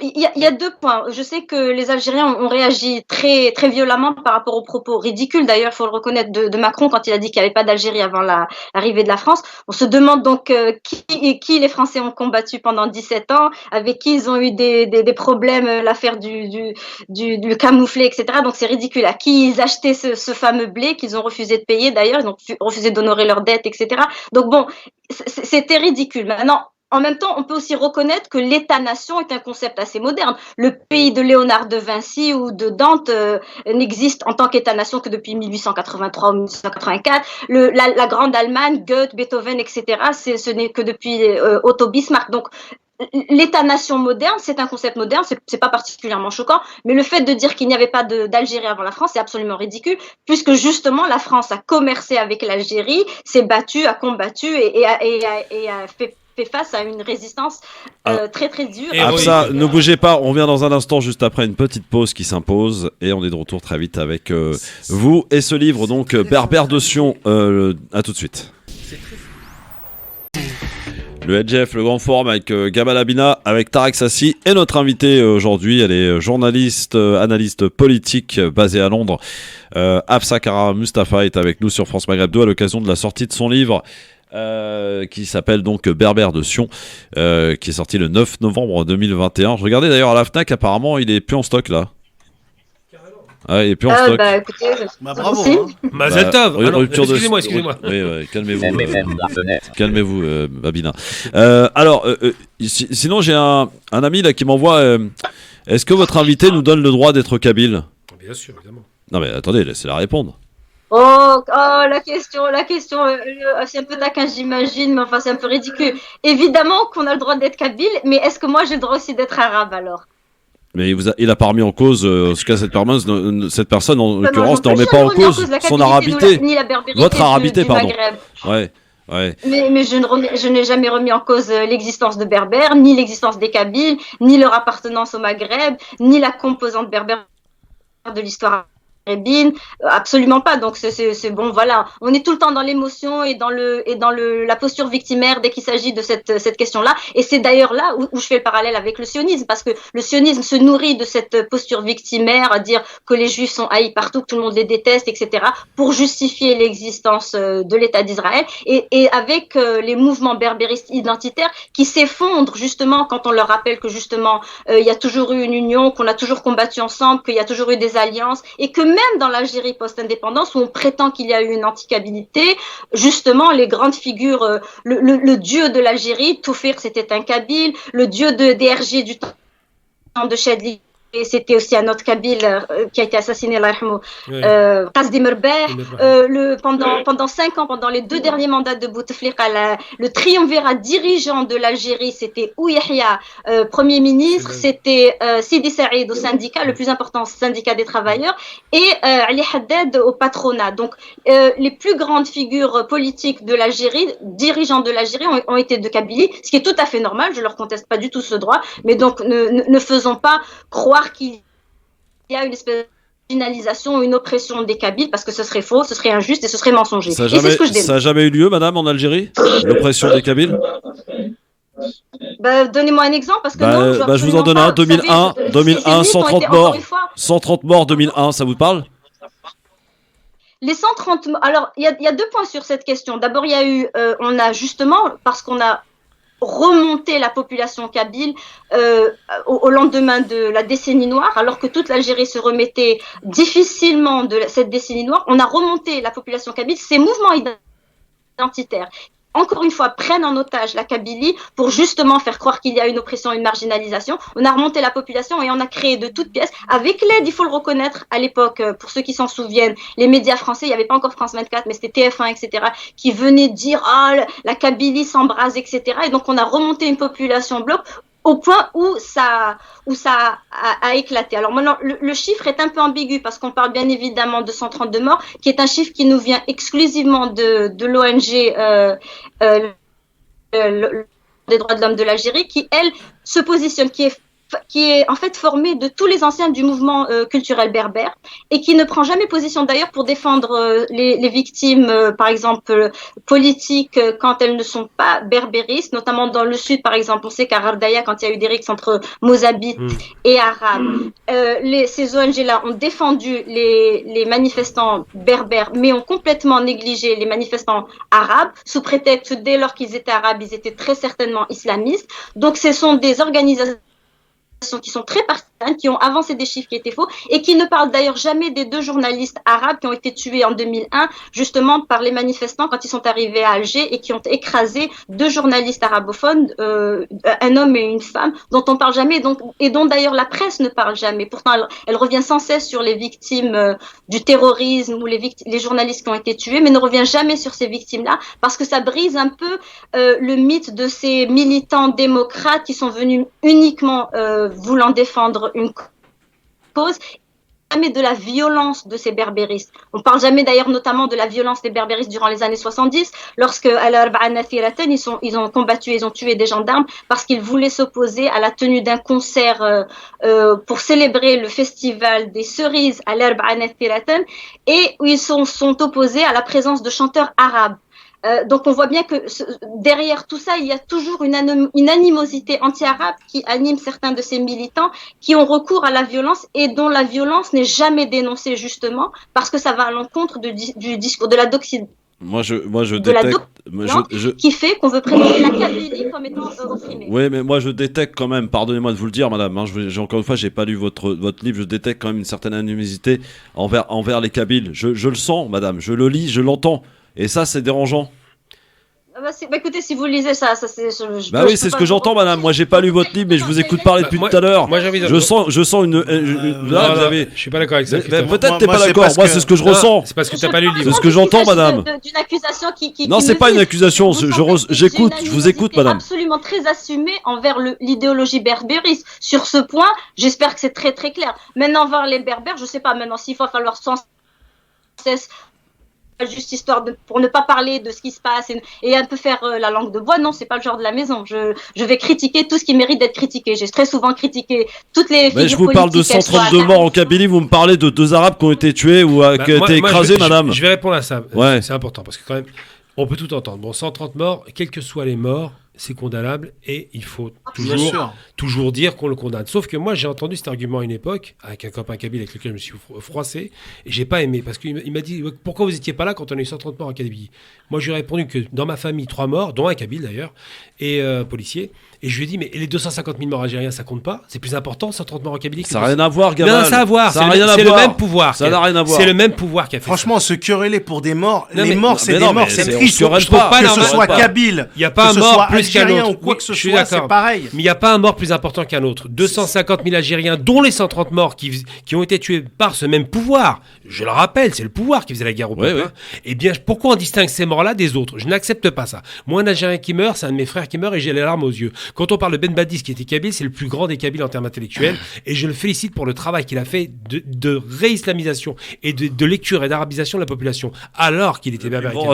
Les plus grands résistants qui ont permis de libérer l'Algérie sont kabyles. Non, kabyle et chaoui, pas kabyle. Kabyle et chaoui et Jijli. Dans le discours berbériste, et là je suis désolée. Non, je ne suis pas dans le discours berbériste, madame. C'est dans les faits. Non, c'est pas les faits. Kabyle, chaoui et Jijli. De suprématie kabyle et qui a façonné l'idéologie berbériste. Je suis désolée. Alors si on va aller dans les trucs, d'abord c'est 17 ans. Ça, c'est quand les début combattaient la France, c'est Mohamed Ahmed Mokarani qui a fait qui a vendu et qui a collaboré avec la France. C'est son fils d'ailleurs qui a remis la tête de Cherif Boubarla aux soldats français. Vous savez, ces fameux crânes qui sont revenus. Maintenant, je ne nie pas évidemment les nombreuses victimes kabyles, absolument pas. Et la Kabylie a joué un rôle indéniable dans la guerre d'Algérie. Mais cette manière de créer et de dire qu'il n'y a eu que la Kabylie, c'est mensonger et ça fait partie des mythes berbères. Madame, j'ai pas dit que. T'as dit essentiellement. Essentiellement, c'est pas la même chose. Les Aurès, c'est quoi? C'est pas la même chose. Christophe, ne jouez pas sur les mots. Christophe, les Aurès, c'est quoi? Qui se sont rendus dans les maquis en Kabylie, des quatre coins du pays. C'est faux. La démographie en Algérie a été déséquilibrée parce que justement, à la suite de l'émir Abdelkader, il y a eu aussi le Cherif Boubarla. Il y a eu aussi, il y a eu Cherif Boubarla, il y a eu Cheikh Bourmema, il y a eu les Flita qui ont résisté. Donc déjà, il y a eu un déséquilibre dans la population, dans la démographie algérienne, en faveur de certaines autres parties du pays. Les Aurès ont combattu, elles se sont enflammées. Dans le Constantinois, on a combattu. Donc non, c'est faux de dire essentiellement. Toute l'Algérie a combattu absolument de manière égale et dans les maquis en Kabylie, parce que les maquis se prêtaient au combat, il y a eu des Algériens quatre coins du pays pour combattre en Kabylie. Mais ça ne veut pas dire que c'est la Kabylie exclusivement qui a consenti plus de martyrs que d'autres régions. C'est une insulte à tout le reste de l'Algérie et je refuse cet argument qui est justement avancé par ces berbéristes qui pourtant d'ailleurs revendiquent ce lien et ce rapprochement sans cesse avec la France, comme on le voit avec les Saïd Saadi, comme on le voit avec Aït Ahmed qui disait que l'Algérie du temps de la France était le paradis, comme on le voit avec le MAC, Farhat Mahani qui dit que sans la Kabylie, la France ne rayonnera pas sur l'Afrique, etc. Ouais. Alors, je rappelle juste quand même que l'Algérie est une et indivisible. Bien sûr. Quels que soient les discours haineux des deux côtés. Mais pardon, parce que j'ai pas envie qu'on fasse focus sur des berbéristes. Parce que je peux vous en sortir, moi, des exemples aussi venant des Arabes, sans prenant au Kabyle. D'accord, et j'ai pas envie de rentrer là-dedans. Et c'est ça, c'est en ça. Non, mais c'est en ça, moi, qui me dérange, votre truc. C'est critiquable. C'est bien beau de faire des accusations. D'abord, vous trouvez que j'ai un discours anti-Kabyle, alors que je précise bien. Je pose des questions, madame. Je trouve rien. Je vous écoute parler. Donc permettez-moi. Permettez-moi quand même de vous poser des questions. Vous avez ce ressenti, mais vous pouvez pas vous devriez me l'expliquer parce que c'est quand même une accusation qui est injuste. C'est en vous écoutant parler, madame. C'est en vous écoutant parler que j'ai ce ressenti. Maintenant, à vous de me démontrer et à vous de démontrer aux gens que je me trompe. Vous m'avez posé des questions, j'ai essayé de vous répondre au mieux possible. Vous parlez des 132 morts, je pense qu'il y a justement quelque chose à parler. Il faut crever tous les abcès, avoir un discours c'est très important de revenir là-dessus. Pourquoi? Parce que c'est sur ces mythes que l'on voit une jeunesse qui est nourrie à la haine des non-kabyles. Vous savez, au lendemain de la mort de Djamel Ben Smaïn, ceux qui l'ont tué ont fait des vidéos où ils ont dit si, on sait qu'il était coupable parce que sa voiture est à Indefla 44. C'est très grave comme accusation, c'est-à-dire que sa culpabilité venait simplement du fait qu'il n'était pas kabyle. Vous voyez à quel point ces gens qui sont nourris à un discours où on leur dit sans cesse vous êtes opprimés, tout le reste des Algériens vous détestent, au moment même où les Algériens des quatre coins du pays se réunissaient et ramassaient des fonds et des denrées, etc. Justement pour aller la Kabylie, vous avez des gens qui disent ah mais si c'est vrai c'était un coupable parce qu'il venait de Indefla. Mais vous êtes d'accord avec moi que ce discours est ultra minoritaire en Kabylie, madame? Bien sûr. Justement aller le contrecarrer parce qu'il faut briser les mythes qui ont été avancés par ces idéologues. Du MAC, le MAC c'est une expression. Mais le MAC n'existe pas en Kabylie, madame, il est complètement minoritaire. C'est marginal le MAC en Kabylie, je peux vous l'assurer, moi. Faut bien préciser. Si, c'est mais c'est complètement marginal et vous êtes en train de faire de la pub à un groupe qui s'appelle le MAC, qui ne représente rien du tout, si ce n'est que lui-même. Je viens de vous dire que le MAC, d'abord je viens de le dire, que le MAC n'était que l'expression extrême du berbérisme. Et je viens de vous dire que justement le problème est antérieur au MAC, puisque c'est le MCB, c'est le RCD qui ont créé ce discours, cette division en disant que justement on a toujours été opprimés, marginalisés, etc. Alors que les faits, que dans les faits, justement, ça n'est pas le cas. Voilà ce que je dis. C'est-à-dire que c'est vrai qu'à force de répéter oui, les Kabyles, partout je l'entends. Moi, j'ai rencontré une Canadienne qui m'a dit qu'elle avait été à un cours où son professeur, qui était algérien de Kabylie, lui disait que les Kabyles ont été victimes de génocide par 2 fois. D'abord aux mains du gouvernement algérien, un génocide, j'emploie bien le terme. Hein. Et la première fois, c'était quand les Arabes sont arrivés, ils ont commis un génocide. Donc, vous voyez comment les discours se répètent et façonnent cette idée. Alors maintenant, vous avez des jeunes qui entendent sans cesse des gens leur dire mais les Kabyles, ils sont marginalisés, etc. Donc, évidemment qu'ils grandissent avec cette haine des autres, puisqu'on leur dit qu'ils sont marginalisés. Bon, donc, alors le livre s'appelle, on rappelle... C'est précisément de souligner qu'il n'y a pas de marginalisation. Le Berbère de Sion, c'est ça, hein, donc c'est sorti le 9 novembre 2021. Et l'auteur donc est avec nous, que je remercie évidemment. Vous voyez ici, on pose des vraies questions. On n'y a pas de langue de bois, ma chère, hein, madame. Et c'est important, vous avez raison, voilà, d'affirmer votre vérité. Et puis moi, je dois vous faire part de mon ressenti, du ressenti de quelques auditeurs aussi qui peuvent nous écouter quand même. Je rappelle donc c'est Hafsa Kara Mustafa, que vous êtes journaliste, que vous êtes analyste politique, et je vous remercie en tout cas d'être venu ici dans le Grand Forum, et espérant vous voir physiquement, qu'on puisse poursuivre cette discussion. Et visiblement, votre livre se porte bien puisqu'il y a rupture du stock à la FNAC. À très bientôt, madame. Il y a une chose... Merci à ça. Il y a une chose qu'il faut rajouter quand même qui est importante. Tu disais tout à l'heure qu'il y avait les maquis étaient essentiellement dans l'Est algérien, mais ça s'explique parfaitement et c'est marrant parce que là on oublie cette partie-là. C'est que c'est Nasser, l'arabe entre guillemets, le panarabiste, et moi je me réclame de ce mouvement-là. C'est Nasser qui donne les armes aux Algériens pour se libérer. C'est les Tunisiens qui font passer par la frontière, qui se font bombarder. Et c'est pour ça qu'ils font une ligne de défense. C'est pour ça que c'est l'Est algérien qui est le plus actif, parce qu'il y avait des combattants qui étaient aguerris, c'est vrai. Ils avaient tous l'honnêteté et la fierté algérienne et ils ont combattu jusqu'au bout. Dans un instant, notre programme, nous continuons à l'établir. 01 40 33 9000, à tout de suite.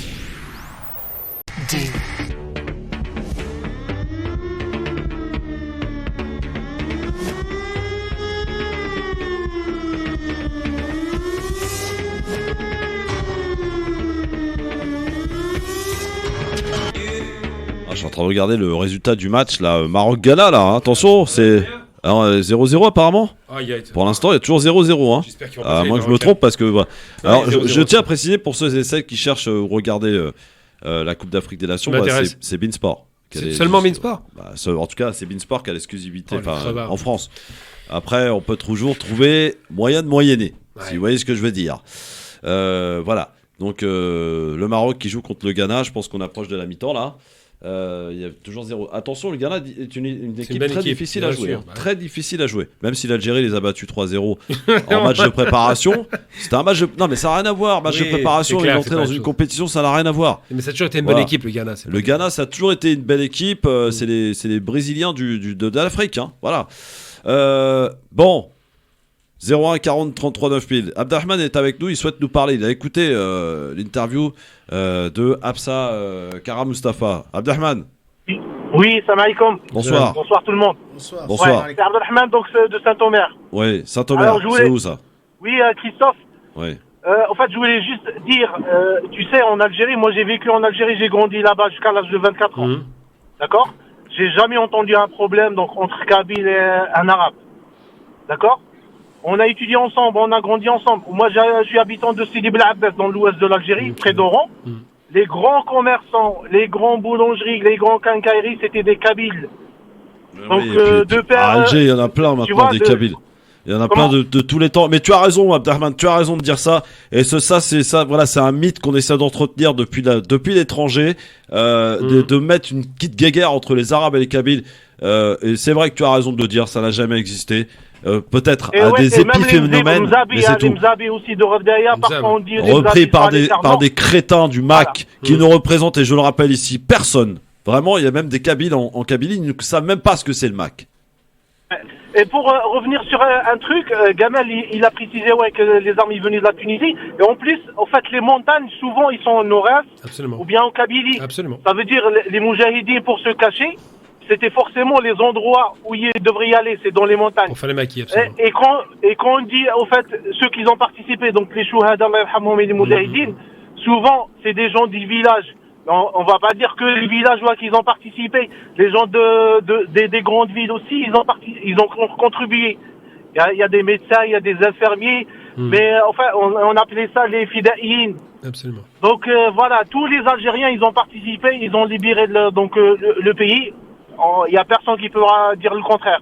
Et notre force, Inch'Allah, on va la trouver dans notre union. Absolument. C'est pas dans la division. Bi'idnillah. Merci Abdelrahman, salut à toi. 01 40 33 9000. Bon, si on pouvait passer aux propositions, ça m'arrangerait un peu. Parce que quand même, on a un programme à établir et puis n'allons pas chercher des problèmes là où il n'y en a pas. Non, il n'y a pas de problème. La question algérienne est très claire. On a un peuple extraordinaire, un peuple riche, un peuple divers et un peuple qui mérite surtout pas la division parce que derrière le drapeau, tout le monde y est. Et c'est vrai que... Là où je suis assez d'accord, c'est un problème qui est entretenu par la France et par les l'étranger. ennemis de l'Algérie. Merci. Voilà. Et c'est important de rappeler, par exemple, on parle de la résistance de l'Est parce qu'effectivement, il y avait des montagnes, effectivement. Moi, ma région, c'est Gigel. Donc, on a vraiment donné beaucoup pour la Révolution parce qu'on était bombardés en permanence. D'ailleurs, je rappelle, Gamal, pardon de te le dire, il y a eu, je ne vais pas le nommer, mais un pays voisin qui a proposé une carte avec une Kabylie indépendante. Le pays voisin, je ne le connais pas. Je connais les dirigeants du pays, mais pas le pays. Le pays, c'est un peuple que j'aime, pas de problème. Ouais, non, mais d'accord, mais je joue pas sur les mots. Enfin, je veux dire, voilà. Donc, ça veut dire les provocations viennent de partout aussi. Oui, c'est clair, mais ça, c'est un travail c'est de bonne guerre. Ils revendiquent une partie du désert, donc ils veulent faire une division chez nous. C'est un peu bête parce que le RIF pourrait réclamer sa division, lui aussi, puisqu'il y a eu un état du RIF qui a existé pendant 6 ans. Ouais. Bon. Allez, quittons tout cela parce que c'est chiant, je vous le dis honnêtement. Et puis on n'a pas besoin de créer des divisions dans les divisions, surtout quand il n'y en a pas. Surtout quand il n'y en a pas, absolument. Voilà. 01 40 33 9000, les amis, c'est l'heure de faire vos propositions pour la présidentielle. On continue d'établir votre programme. Je vous rappelle que la proposition de vendredi a été rejetée à la suite d'un sondage sur le fait de rendre de nouveau anonymes les parrainages pour les candidats. Ça a été rejeté à 68%. Voilà. Bien que ça a été choisi comme proposition par le Haut Conseil, représenté par Tarek Mami, Emmanuel Dupuis et Farid Tamsamani. Aujourd'hui, autre jour, autre proposition. À vous de jouer. 01 40 33 9000. Allô, bonjour. Oui, bonjour. Bonjour, ton prénom? Rachid de Montreuil. Ouais, Rachid, qu'est-ce qu'il y a? Voilà, Christophe, il y a une personne qui est passée il y a pas longtemps là, pour les vaccins. On peut jeter un... Non, mais c'est bon, arrêtez de me parler des vaccins. On n'est plus dans le vaccin, on est dans les propositions. Franchement, des fois, vous êtes vraiment indiscipliné, je vous le dis franchement. Non, mais il faut apprendre quand même. Là, on est dans les propositions, mon ami. Les vaccins, on n'en parle pas assez, Rachid, d'après toi? Non, c'est le gars qui m'a dit. Ouais, mais on sent. Oui, mais. Écoutez, en disant que les parlementaires n'étaient pas vaccinés. Bah, moi, j'ai ma famille qui flippe, là. Pourquoi elle flippe, ta famille? C'est quoi le rapport? Il y en a qui se vaccinent et il y en a qui se vaccinent pas, alors. Il faut se vacciner pour se protéger, c'est tout. Voilà. Bon, merci Rachid. J'ai l'impression que tu t'appelles Amar. Rachid, t'as plusieurs prénoms, mon ami. 01 40 33 9000 pour nous appeler, faire vos propositions. Bon, voilà, si vous en avez pas, tant pis. Les politiques vont s'occuper de vous, ça, je vous le dis, franchement. Donc, essayons de ne pas rester spectateurs et de continuer notre bel exercice que nous avons mis en place mi-décembre, à savoir que vous nous fassiez vos propositions pour la présidentielle, des propositions qui pourraient éventuellement changer notre quotidien, des propositions que l'on va soumettre si elles sont choisies, adoptées aux candidats qui se présentent. 01 40 33 9000. Allô, bonsoir. Alors, bonsoir Christophe, bonjour à tout le monde. Bonsoir, ton prénom et ta ville d'appel. Baisse-moi ta radio, s'il te plaît. Alors, c'est Bachir de Pontoise. Salut mon Bachir, comment ça va? Bah, ça va. C'est un peu chaud dans le studio, mais ça va. Non, tout va bien, je t'assure, tout va bien. Ouais, il faut rester cool, Alors, moi, j'ai une proposition à faire. J'espère que ça va être voilà, bon. quelqu'un de discipliné, bravo. Ouais, il faut être discipliné. Exactement, c'est la base. Alors, je voulais vous poser une question. Quand le président de la République, il a fini son mandat, il touche une retraite, il a ses gardes du corps et tout. Oui. D'accord? Oui. Et j'aurais souhaité qu'il y ait une commission à la fin de son mandat pour voir tout ce qu'il a fait. S'il a tenu ses promesses, ses engagements. S'il les a tenus, il aura sa retraite et c'est tout le Bataclan. Et s'il les a pas tenus, il n'aura rien. Il repartira comme citoyen normal. Je rappelle que Gamal Abina et Tarek Sassi peuvent retoquer la proposition. Oui, bien sûr. Ouais. Alors, qu'est-ce que vous en pensez, les gars? C'est intéressant. Là, il fait référence au fait qu'il faille faire un audit pour savoir si le travail a été effectué. C'est pas mal. Ouais, c'est pas mauvais comme idée parce que ça pousserait effectivement, là, ça mettrait une pression sur la direction politique. Ça les obligerait à faire le travail et tenir les promesses qu'ils ont dit. Quoi. Bon, après leur retirer la sécurité, je suis pas sûr. Merci Bachir pour ta proposition. On continue dans un instant. 01 40 33 9000. À tout de suite. Le LGF s'engage, les amis, et propose. Les auditeurs nous appellent au 01 40 33 9000. Il n'y a pas que les politiques qui ont des propositions à faire. Parfois, d'ailleurs, les propositions qu'ils nous font, franchement, ça sent le réchauffer. Hein. Le peuple s'exprime dans cette émission. Il nous appelle au 01 40 33 9000. Tu sais qu'on m'a reproché. Il y a quand même des gens qui m'ont reproché d'utiliser le mot peuple. Pas à cause du populisme. Non, il y a des gens qui m'ont reproché d'utiliser le mot peuple. Eh ben, je vous emmerde. Voilà. Allô, bonjour. C'est ouf. Allô. Oui, bonjour Christophe. Bonjour, quel est ton prénom? Bonjour, Abdel d'Orléans. Abdel d'Orléans. Alors, ta proposition, mon Abdel, on t'écoute. Bah moi, c'était juste, comme il a dit, faire une audit. Et sur une audit, j'ai une question à poser, quoi. On sait bien que monsieur Macron, il s'est présenté le 20 décembre en Arabie Saoudite pour vendre des armes. Et donc ces armes-là, c'est pour faire quoi? C'est pour tuer un peuple, le peuple yéménite, quoi. Et donc je dis, moi, que les gens qui vont revoter pour lui, maintenant, là, il y a 5 ans, on ne savait pas, mais maintenant que 5 ans après, on sait que tous il est complice et qu'ils vendent des armes pour tuer les peuples yéménites. Et malheureusement, j'ai envie de vous dire, c'est pas le premier et ça sera pas le dernier. Faire des affaires, monsieur, vous savez, voilà. Non, mais c'est un crime contre l'humanité, c'est interdit dans. Donc la proposition, c'est de il n'y a pas de proposition en fait. Abdel, il n'y a pas de proposition, il voulait juste parler. Merci Abdel, merci à toi. 01 40 33 9000. Vous êtes extraordinaires les gens, je vous le dis. 01, il est 17h52, j'ai une proposition qui vaut ce qu'elle vaut. Voilà, je vous dis, si j'ai qu'une proposition, il n'y aura pas de truc choisi aujourd'hui. Moi, c'est comme ça. Allô, bonjour. Bonjour Christophe, c'est Joe de Paris. Salut Joe de Paris. Je vais aller directement à ma proposition. Merci, t'es gentil Joe. Ça concerne le compte formation professionnelle. Pas mal. Très bien. Les personnes qui possèdent un reliquat, est-ce que au lieu de les dédier à la formation, elles pourraient pas en bénéficier matériellement? Alors ça couvre pas tout le monde parce que tout le monde n'est pas au même niveau. Et voilà la proposition. Voilà, très belle proposition. Donc alors, tu me la résumes s'il te plaît en une phrase là pour que je note. Moi? Oui, toi, c'est toi l'initiateur de la propos. Percevoir le reliquat de son compte formation professionnelle en numéraire, en argent. S'il n'est pas épuisé, quoi. Percevoir le reliquat. Percevoir le reliquat des formations du compte de formation professionnelle. Du compte de formation, d'accord. De formation. C'est l'ancien DIF selon que l'on a cotisé un certain Oui, j'ai compris. Le compte de formation. Avant, on avait des heures et maintenant on les a en euros. On pourrait les percevoir pour plus de pouvoir d'achat. Ouais, c'est une bonne idée. Voilà. D'accord, très bien. Parfait, merci beaucoup. Un gros salut à vous tous. Salut mon Joe, à bientôt. 01 40 33 9000. J'avoue, j'y avais jamais pensé à ce truc-là. C'est une bonne idée. Ouais, ça peut être bien ça. 01 40 33 9000 les amis. À vous de faire vos propositions. Ils sont extraordinaires nos auditeurs, je vous le dis. Voilà, ceux qui écoutent le Grand Forum, qui écoutent France Maghreb 2, ouais, c'est une radio d'Arabes. Bah ouais, mais les Arabes, ils proposent et ils participent dans ce pays. Que bien vous fasse. Allô, bonjour. Allô, salam alaikum Christophe. Bonjour, Nadia de Saint-Étienne, comment ça va? Oui, je vous embrasse tous bien fort sur le plateau, Gamal. Alors moi, je voudrais vous proposer par rapport au CSA. Qui n'existe plus, hein. Comment le formuler, tu vois? Parce que sur les chaînes info, c'est juste un scandale, ce qu'on entend. La déontologie journalistique, je trouve qu'elle elle n'existe plus, en fait, hein, voilà. Hein.